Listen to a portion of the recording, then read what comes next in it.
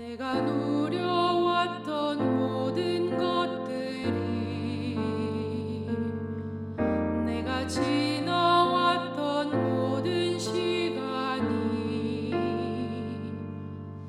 내가 걸어왔던 모든 순간이 당연한 것 아니라 은혜였소.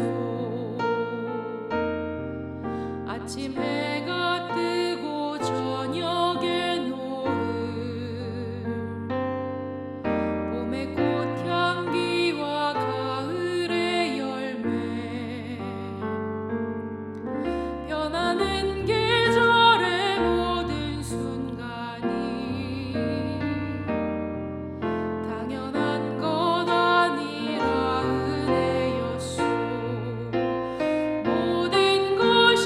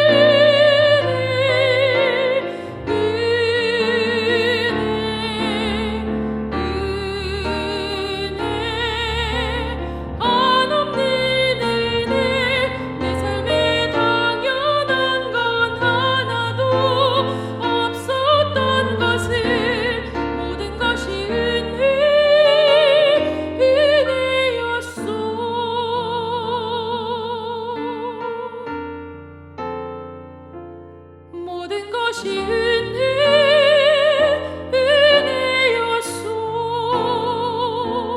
모든 것이 은혜였소.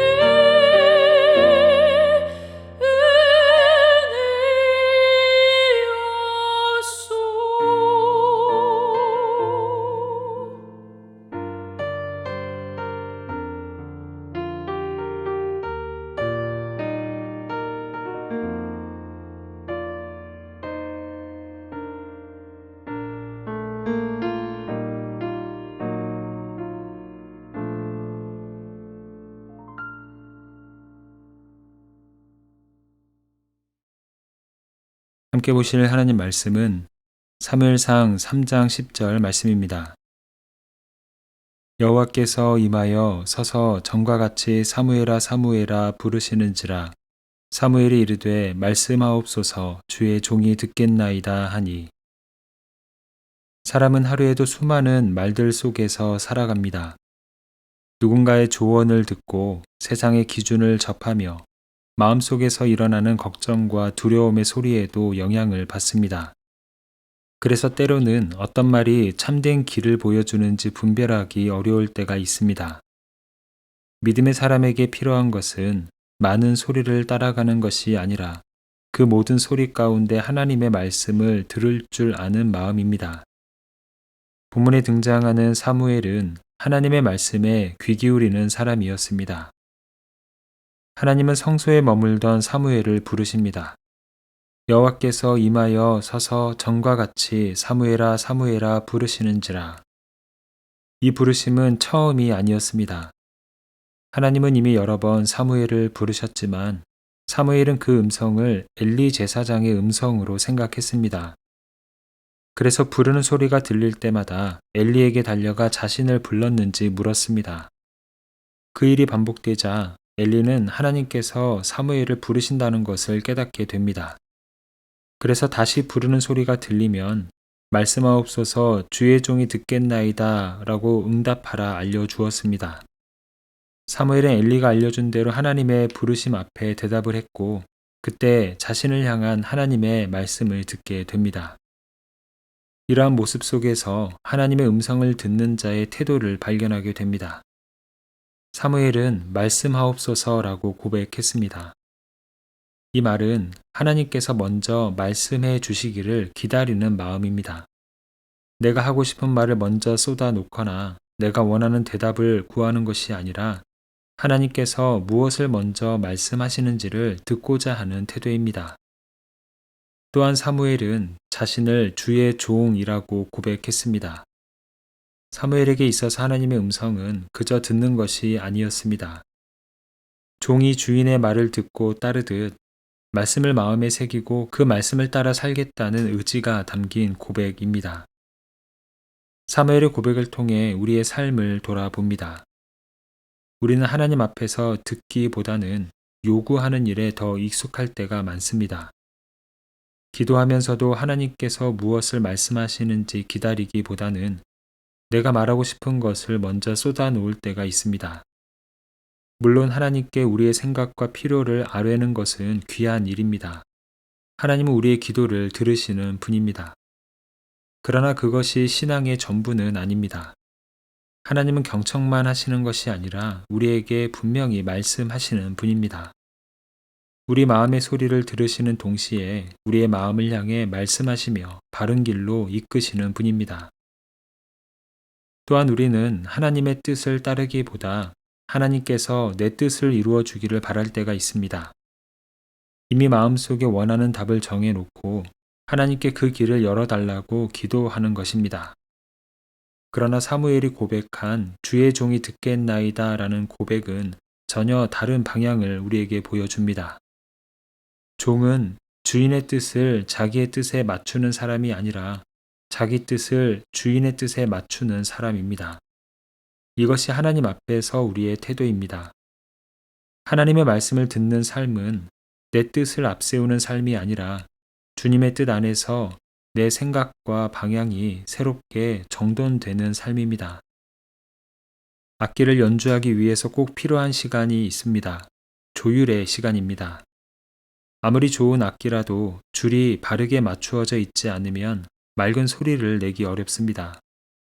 겉으로 보기에는 멀쩡해 보여도 기준음에서 조금만 벗어나면 소리는 금세 흔들리고 불안정해집니다. 그래서 연주자는 연주를 시작하기 전에 먼저 조율하는 시간을 갖습니다. 소리가 기준음에 맞을 때까지 줄을 계속해서 조율해 가는 것입니다. 그렇게 악기가 바른 기준에 맞추어질 때 비로소 맑고 온전한 울림의 소리를 냅니다. 우리의 삶도 마찬가지입니다. 우리의 생각과 마음이 하나님의 말씀에서 벗어나 있으면 겉으로는 큰 문제가 없어 보여도 삶의 방향은 쉽게 흔들릴 수 있습니다. 내 감정이 기준이 되거나 내 뜻이 기준이 되고 세상의 말이 기준이 되면 하나님께서 원하시는 삶의 울림을 내기 어렵습니다. 그래서 우리에게도 조율의 시간이 필요합니다. 하나님 앞에서 말씀하옵소서 주의 종이 듣겠나이다 라고 고백하는 것입니다. 하나님은 말씀하시는 분입니다. 성경을 통해 그리고 마음의 감동을 통해 그분의 뜻을 계속 보여주십니다. 그 말씀 앞에 마음을 낮출 때 우리의 생각은 정돈되고 우리의 걸음은 바른 방향으로 조율됩니다. 사무엘처럼 말씀하옵소서 주의 종이 듣겠나이다 라고 고백하는 우리의 삶에 하나님의 뜻이 분명히 들려지고 그 뜻에 따라 우리의 삶을 아름답게 조율해가는, 그래서 우리의 삶이 하나님을 드러내는 아름다운 찬양이 되기를 소망합니다. 함께 기도하겠습니다. 사랑의 주님, 우리에게 주의 뜻을 보여주시고 그 뜻에 맞게 우리 삶을 조율해 주심에 감사를 드립니다. 우리의 마음이 세상의 기준음에 맞추어지는 것이 아니라 하나님의 말씀에 맞추어지게 하여 주시옵소서. 우리의 감정과 욕심이 삶의 기준이 되지 않게 하시고 언제나 주님의 말씀을 기준 삼아 살아가게 하여 주시옵소서. 우리의 삶이 하나님께서 기뻐하시는 아름다운 울림을 내며 주님의 영광을 드러내는 복된 삶이 되게 하여 주시옵소서. 이 시간 어려움에 처한 이들과 환우들을 주님의 손에 올려드립니다. 몸의 질병과 마음의 상처, 삶의 무거운 짐으로 힘겨워하는 이들을 긍휼히 여겨 주시옵소서.